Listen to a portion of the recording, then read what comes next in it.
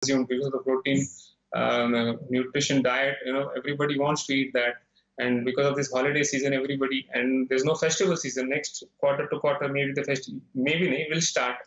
So you'll see a drop. But if you see today, the average realization is 92, 93 rupees broilers all over India. The consumption is good. 10% there's a growth in the market in the industry. The problem here is basically the raw material cost, which of course has gone up, and because of the due reasons. And of course there will be.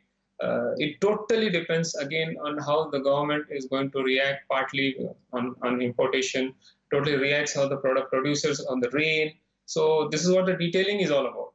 No, but actually the EBIT for poultry has fallen rather badly. And even revenues are not much to write home about, 5.7%. Yeah, but if you see, if your ingredient cost is about 47%, what you can do then? I agree, but still revenues. I mean, revenues only 5.7. That's why I was trouble asking you if there is a demand issue.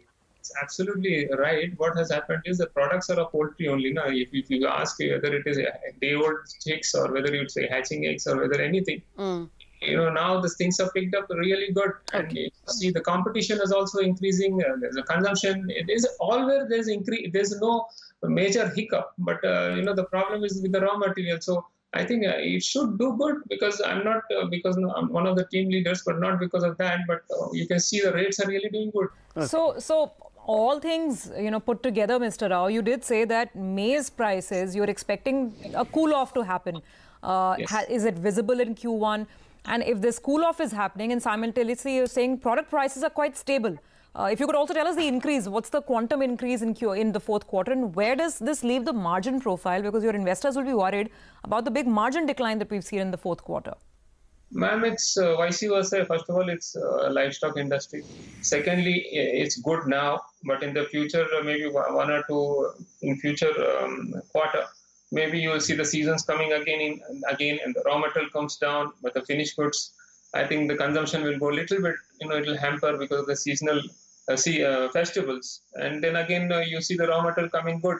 So it's totally a mix and match. And of course, the last point which I'm covering is not to worry because the investors are worrying about the thing going down, the profitability of ultimately the bottom line is that. But I don't think so. It has to be worried with the technology, the infrastructure.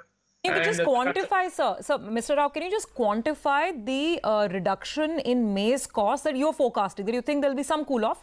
Will it be a 5-10% reduction from the peak? Can you quantify that for us? The raw material problem. It's difficult. How much people are going to hoard? How much they're going to open up? What is the range going to come like? What is the import duty going to be after the election? Okay. So it depends all one. It's not that I'm going to tell something and it's going to come out. Okay, no, I just want to know your expansion plans. What is the current production capacity of the poultry business, volume and expansion? Sorry. Please go ahead. Yeah, what is the current capacity for poultry? What's the volume that you produced in FY in 19, and what is the plan for FY 20? Industry as such, I think it's something like this. I would say that we are going per capita. We are still 3.6 or 3.5 or 4, something like that per capita. Where still the scope is, I think, tremendous next 2 decades. So it only depends how meticulously we'll cater to the market.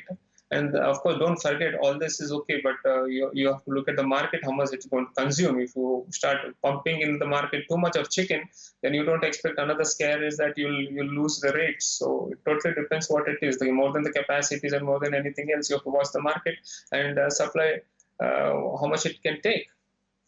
Finally, Mr. Rao, are there any plans to raise debt?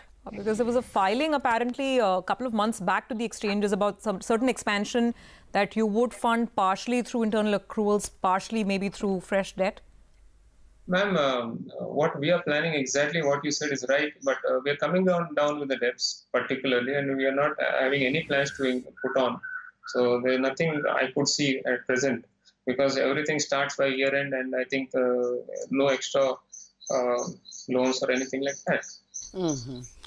All right. It's a pleasure speaking with you, Mr. Rao. Thank you very much indeed for joining us with your thoughts. That's Venky's stock at the moment under pressure, but Yes, it is seasonal.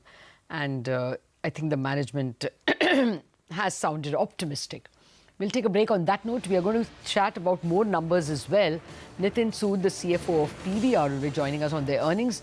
And more importantly, we are going to listen to our own team detailing a lot of previews of two important numbers that are going to come today. Notable among them, ITC.